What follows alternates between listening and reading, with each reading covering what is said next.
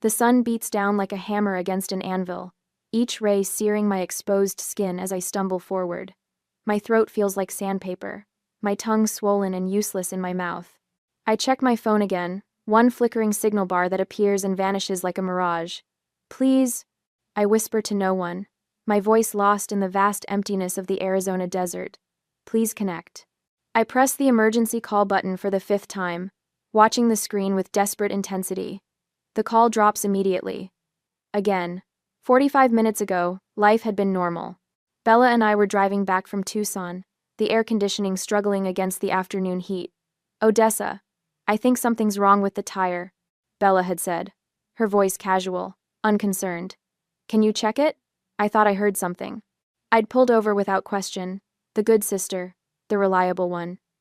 The moment my feet hit the gravel, I'd bent to examine the perfectly fine front tire. As I was examining the tire, 10 seconds later, the engine revved. When I straightened and turned, dust was already billowing around me, Bella's face a blur behind the windshield of my Chevy, my car, as she sped away. I stood frozen, mind refusing to process what my eyes had seen. My sister had just abandoned me in the desert. I stumble over a rock now, catching myself before I fall. The memory of finding those papers in Dad's study last week burns hotter than the sun overhead. College tuition receipts for Bella, thousands of dollars neatly filed away, while I worked double shifts at Rosie's Diner to put myself through community college. 7 years of waitressing, saving every tip, working holidays and weekends to finally buy that used Chevy. My car, my freedom, my only real possession. Just until I get on my feet, Bella had said the first time she borrowed it without asking, then the second time, and the 10th. I'd finally stood up at dinner 3 nights ago, palms flat against the kitchen table. I'm selling the car. I got a job offer in Phoenix. The silence had been immediate, heavy. Mom and Dad exchanged a look I'd seen 1,000 times before. That's the family car, Odessa, Dad had said. Not a question, but a statement of fact. But it's in my name, I'd replied. The registration papers clutched in my hand like a shield. I paid for it. Every cent.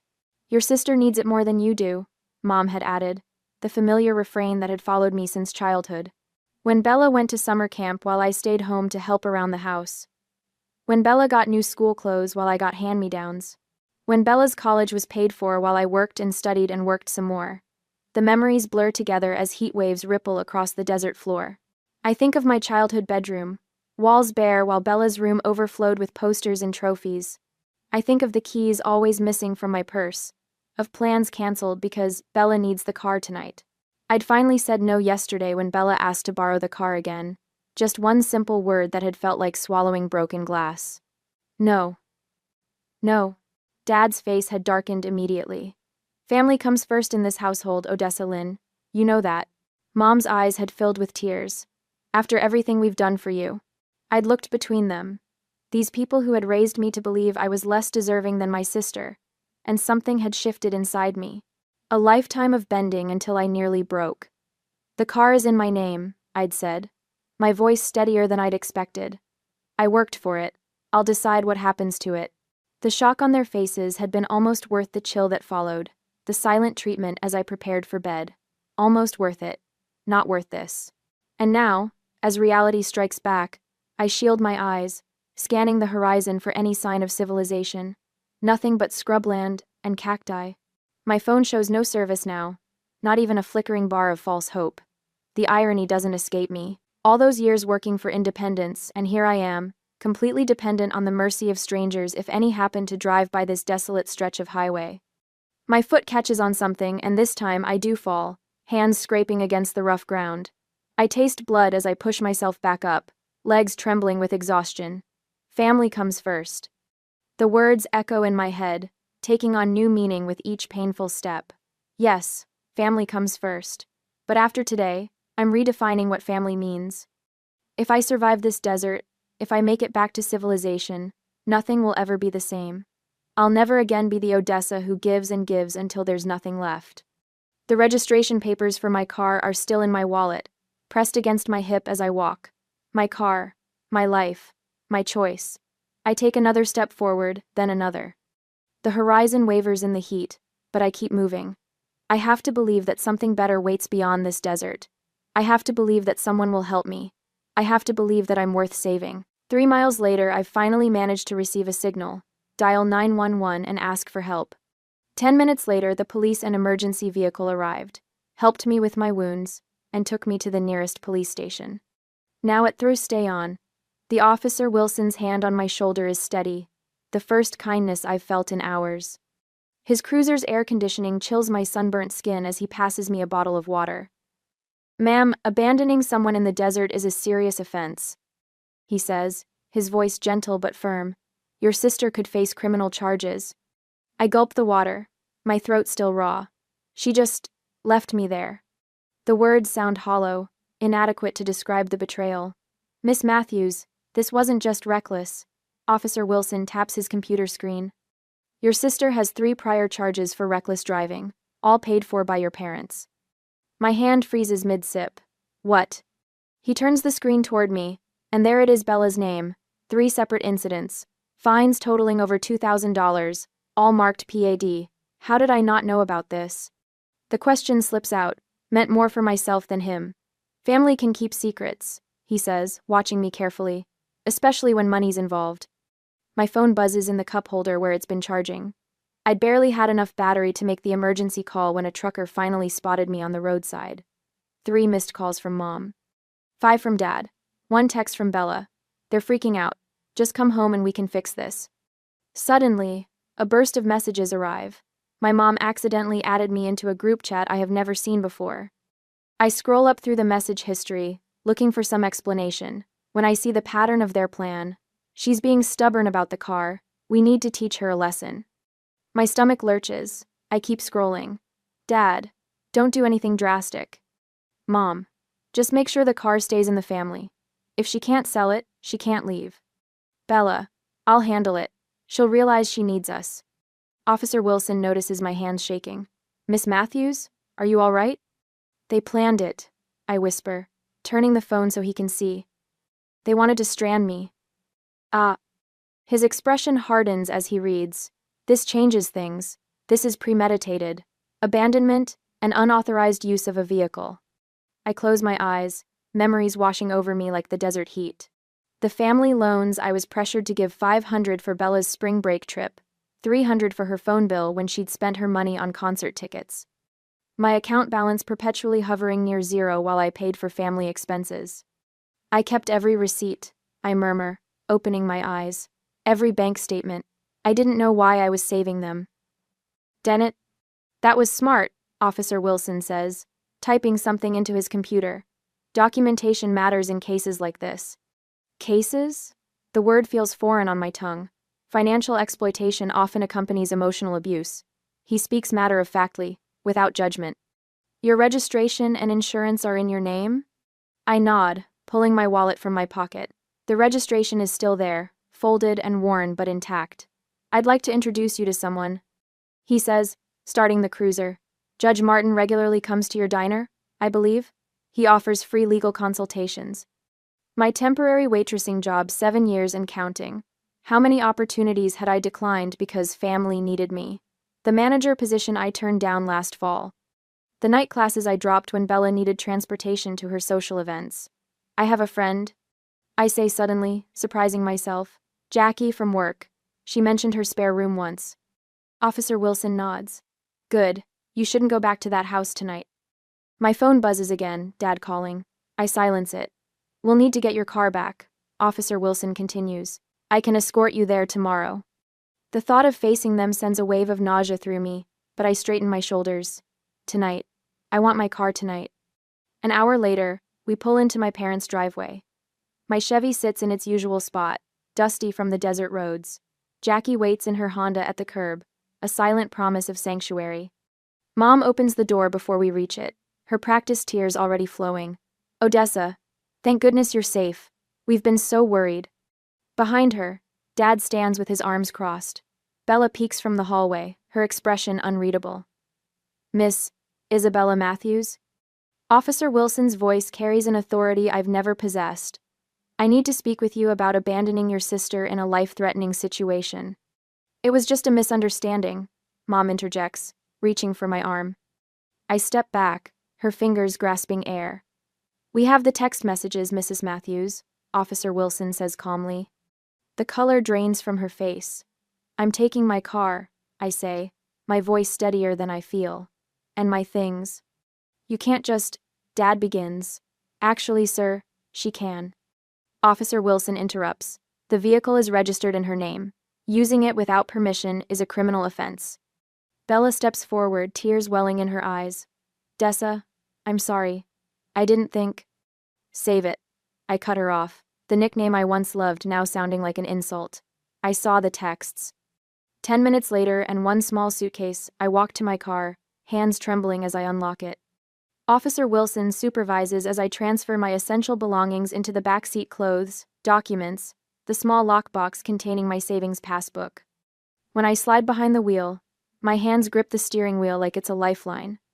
In the rearview mirror, I see my family frozen in the doorway, their perfect facade finally cracking, pressured by Officer Wilson. I drive away, following Jackie's taillights, toward a future suddenly, terrifyingly my own. 2 weeks later, after I move to my friend's house at work, the whispers follow me like a shadow through Martha's diner. They cling to the worn vinyl booths where I've served countless plates of meatloaf special, an apple pie a la mode for 7 years. "Did you hear about poor Marianne's daughter? Mrs. Caldwell's voice carries from table 8, intentionally loud enough for me to catch as I refill coffee mugs. Apparently she's having some sort of breakdown. Left home without a word." I steady the coffee pot, my knuckles white around the handle. 3 tables to go. Just keep pouring. "Well, after what happened in the desert," her companion replies, voice dropping to a theatrical whisper. "Frank at the sheriff's office said Bella's story checks out. The girl's been unstable for months." The coffee sloshes over the rim of a mug, narrowly missing Mr. Henderson's newspaper. He glances up, offering a smile that doesn't quite reach his eyes. "No worries, Odessa. Heard your folks are worried sick about you." The diner suddenly feels too small, the air too thick. 2 weeks since the desert, since Officer Wilson drove me to Jackie's apartment with my rescued car. 2 weeks of my mother's carefully cultivated stories spreading through our town of 8,000 souls. "More cream, please, Mr. Henderson adds, studying my face with uncomfortable intensity. I nod and retreat to the counter where Jackie works the register, her eyes tracking me with concern. "Vultures," she mutters. "All of them." The bell above the door jingles. My father steps inside, his Sunday suit pressed and perfect at 2 p.m. on a Tuesday. The diner falls silent as conversations pause, forks hover midair, and every eye watches this public performance. "Odessa." His voice carries the weight of authority he's wielded my entire life. "Your mother hasn't slept since you left." 7 customers, 3 waitresses, and Martha herself all pretend not to listen. I feel my shoulders curve inward, the familiar posture of making myself smaller in his presence. "We need to talk, daughter."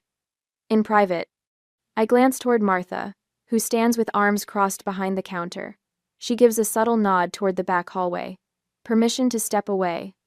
More than that, permission to choose. "I'm working, Dad." My voice sounds foreign to my own ears, steady, certain. My shift ends at 4. His eyes narrow slightly, scanning the diner before returning to my face. "This isn't like you, Odessa. We raised you better than this." "Better than what exactly?" The words escape before I can trap them behind my teeth. A muscle twitches in his jaw. "Your mother is heartbroken." "I'm sorry to hear that. And part of me truly is." The dutiful daughter they cultivated still lives inside me, whispering that good girls don't cause their mothers pain. "We can discuss this at home. Where you belong." Home. The word lands like a fist. The house where my bedroom walls remained bare while Bella's overflowed with treasures. Where my paychecks disappeared into family emergencies that somehow always centered around my sister. My home is with Jackie right now. Dad's eyes harden. "Family stands by family, Odessa Lynn." "Yes." I meet his gaze squarely. "They do." The diner door jingles again, and my heart sinks as Bella enters, eyes red-rimmed and puffy. Her practiced vulnerability draws immediate sympathy from the room. My sister, who left me to die in the desert, now the picture of remorse in her pale blue sundress. "Odessa," she whispers, voice cracking perfectly. "Please." She approaches slowly, aware of our audience.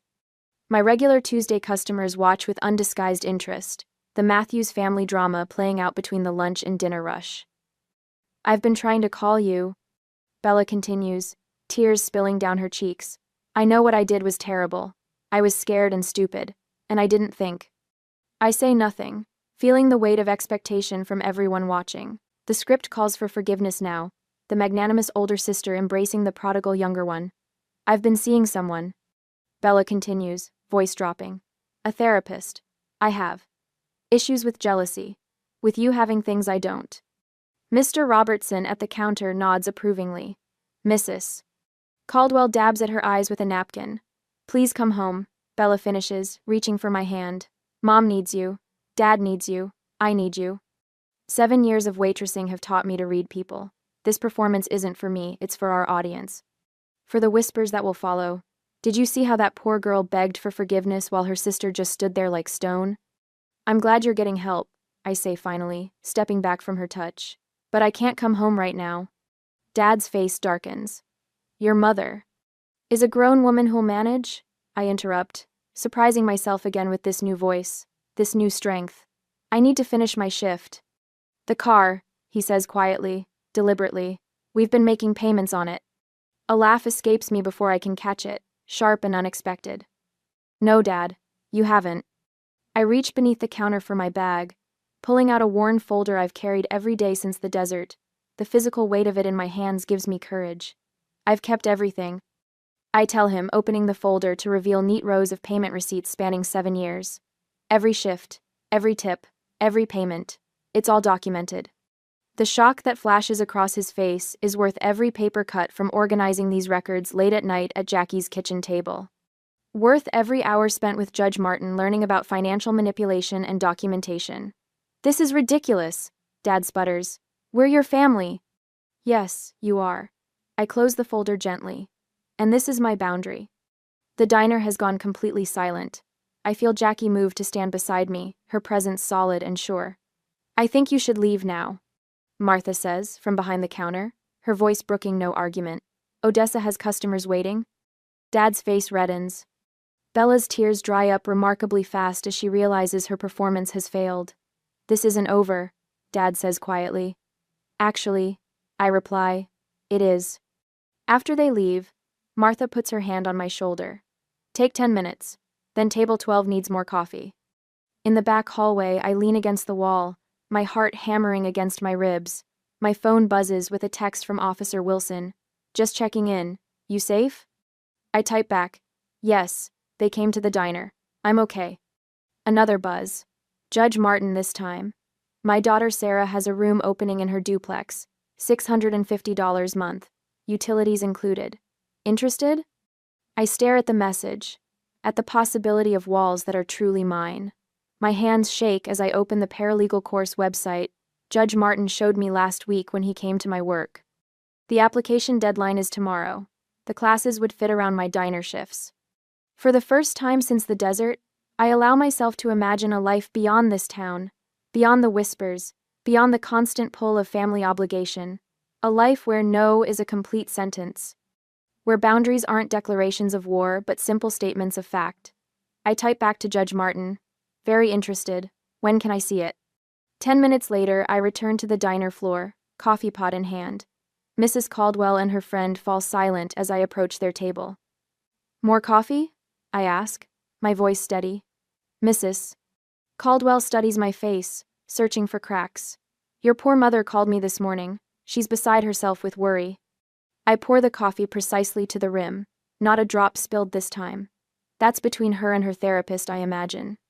Her mouth opens, then closes.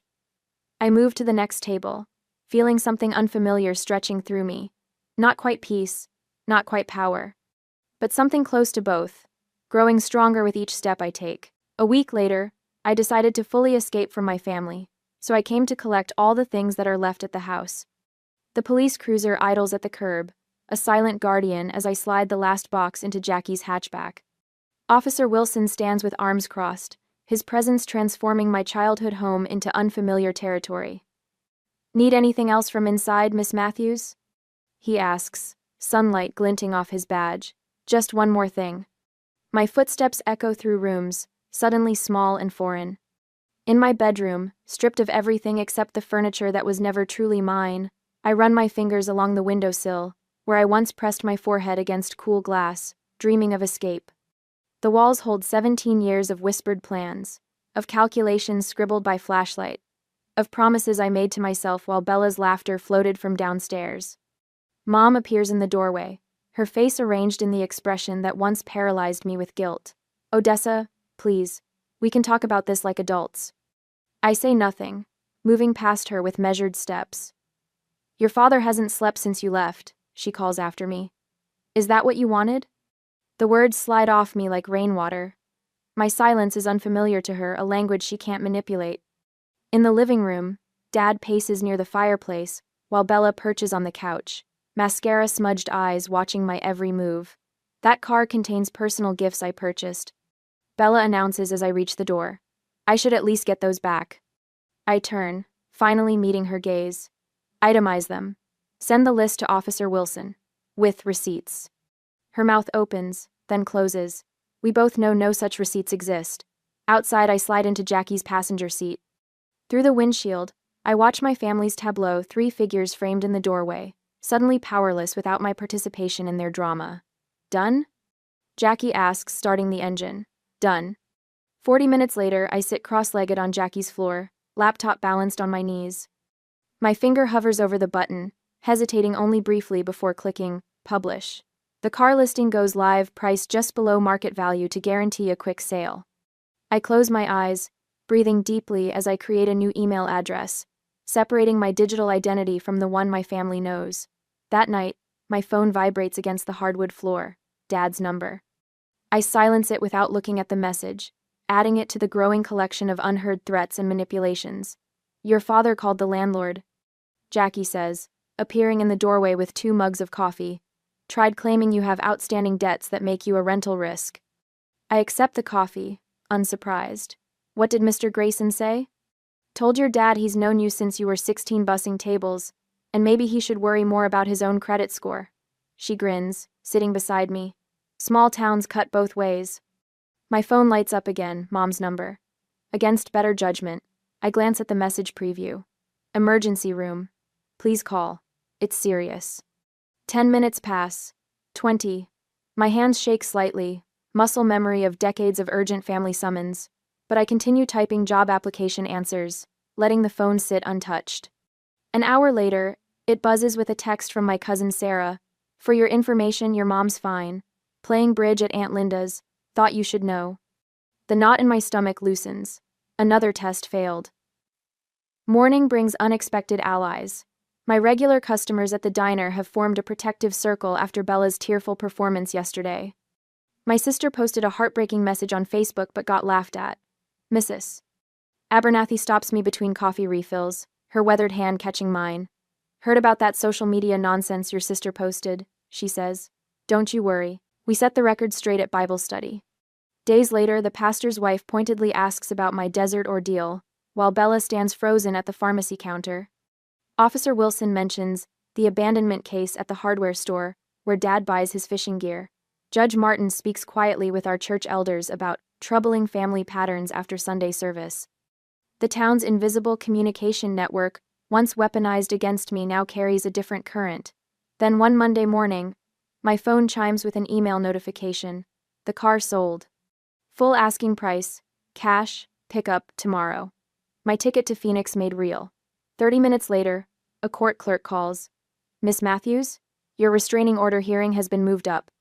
Judge Franklin reviewed the evidence, particularly the prior driving incidents. It's been granted. I hang up, hands steady for the first time in weeks. 2 hours later, another call, my potential employer in Phoenix. We'd like to offer you the position, the HR director says. Actually, we can do a bit better than the salary we discussed. That evening, Dad calls from an unfamiliar number. His voice lacks its usual resonance when I answer. We should negotiate, he says, the word foreign in his mouth. Come to some arrangement that works for everyone. I watch the sunset through Jackie's kitchen window, the same Arizona sky that witnessed my abandonment now bearing witness to my rebirth. There's nothing to negotiate, I tell him quietly. I'm not asking for anything from you anymore. I end the call as Mom's church friend Elaine texts. Thinking of you. Missed your mother at the fundraiser tonight. Several people asking questions. Their world is shrinking just as mine expands. The scales rebalancing, finally and completely. A week later, on Tuesday afternoon, after I finish the shift, the letter trembles in my hand as I read it again, the handwriting unmistakably belonging to Mrs. Pearson, our family friend of 20 years. Your father's heart condition has worsened with the stress. The doctor says family healing is critical to his recovery. Your mother promises things will be different now. Please come for one last family dinner before you leave town, Thursday at 6.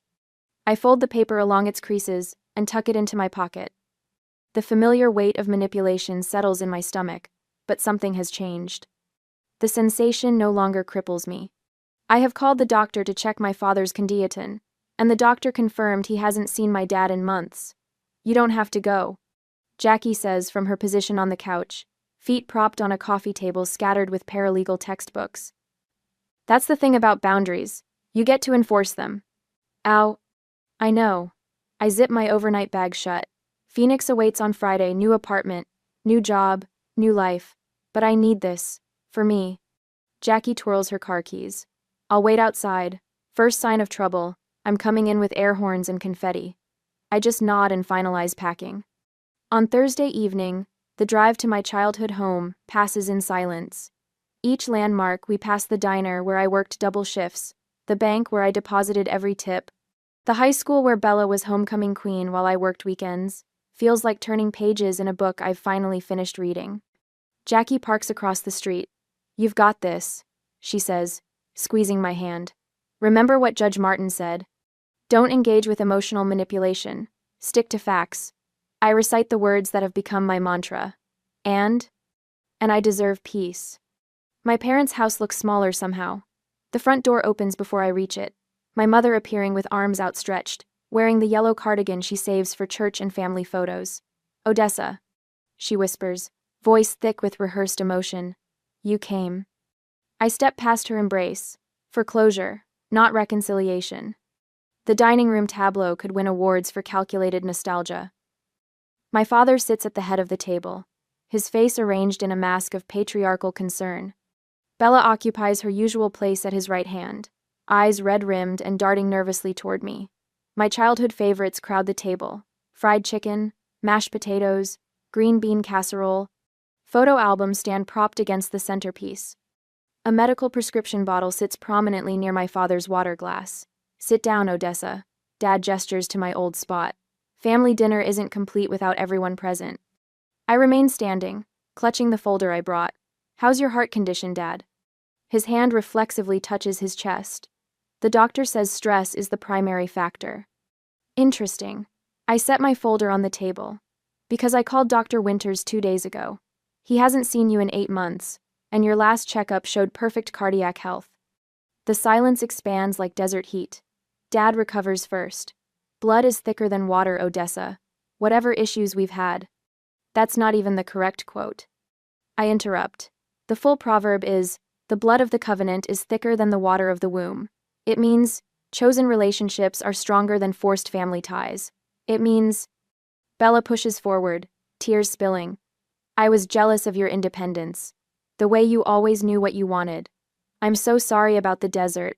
I didn't come for apologies. I open my folder. I came because I needed to understand why. One by one, I lay out my evidence. A childhood calendar color-coded to show Bella's activities versus my chores. Bank statements highlighting thousands spent on her while I worked. Psychology articles about golden child, scapegoat dynamics, highlighted passages glowing under the dining room light. What is all this? Mother's voice wavers. Documentation. I tap the folder. Every missed school event because someone needed to help at home. Every time my car was borrowed without permission. Every family emergency that mysteriously coincided with my job interviews. My father's face darkens. You kept records? Against your own family? I kept records because no one else acknowledged my reality. My voice remained steady, surprising even me. I needed to prove to myself I wasn't crazy. My mother rises, hands fluttering. After all we've done for you. That's exactly the problem. The words flow without rehearsal. You've never seen what I've done for you. The double shifts, the canceled plans, the dreams deferred. You called it family duty when it benefited you and selfishness when it benefited me. Bella reaches for my hand across the table. I step back. I'm not here for reconciliation. I say, meeting each pair of eyes. I'm here for closure. I release you from any obligation to me, and myself from any obligation to you. I place my house key on the table. The small brass key that once represented home now symbolizes a door I'm choosing to close. What about Christmas? What about Christmas? My mother asks, voice small. Thanksgiving? I'll be with people who respect my boundaries. I gather my documentation, sliding it back into the folder with calm precision. I wish you healing. All of you. My father stands, anger replacing his calculated concern. If you walk out that door, you'll what? I ask, genuinely curious. Abandon me in the desert? Take my car? Question my worth? You've already done your worst. Bella sobs into her hands. My mother clutches her cardigan, and my father towers with impotent rage. The scene should devastate me. Instead, I feel a curious lightness. Goodbye, I say simply. I walk out without tears or drama, closing the door with gentle finality. The night air fills my lungs with something that feels remarkably like freedom. Jackie waits in her car, window rolled down. You did it, she says, hand warm on my shoulder. I did. I look back at the house one last time. Now I can start. We drive away from the past toward tomorrow's horizon. For the first time in 25 years, my shoulders carry only their own weight. 6 months later, the morning sun streams through gauzy curtains. I picked myself, painting golden patterns across my small Phoenix apartment. I trace my fingers over the paralegal textbook on my desk, neon highlighter marks transforming legal jargon into stepping stones toward my future. My first office paycheck, still in its envelope, is pinned to the corkboard above, tangible proof that waitressing at Rosie's Diner is finally behind me. I pause before dialing the phone company. One deep breath, then another. I'd like to change my number permanently, I tell the customer service representative, my voice steady. When she asks if I want to notify anyone of the change, I simply say, no thank you. The small click as I hang up feels monumental. 6 months later, I'm driving my new-to-me Honda along that same stretch of desert highway. The steering wheel feels different under my hands, this car purchased with my own money, chosen for reliability rather than someone else's approval. I recognize the mile marker where Bella abandoned me, but today I pull over by choice. The Arizona sunset transforms the landscape into a watercolor painting, crimson and gold washing over sand and cacti. I step out, boots crunching on gravel, and breathe deeply. The vastness that once terrified me now feels like possibility stretching toward the horizon. You're making progress, doctor. Schaefer told me during yesterday's therapy session. Boundaries aren't walls, they're healthy definitions of where you end and others begin. Those boundaries have allowed me to build something new. Tuesday potlucks with coworkers, weekend hikes with Phoenix locals who've become friends.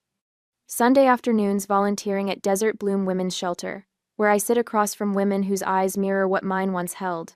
I understand feeling trapped, I tell them, and mean it. Last Christmas, instead of forcing myself through another performance of Family Harmony, I drove to Jackie's parents' house 3 hours north.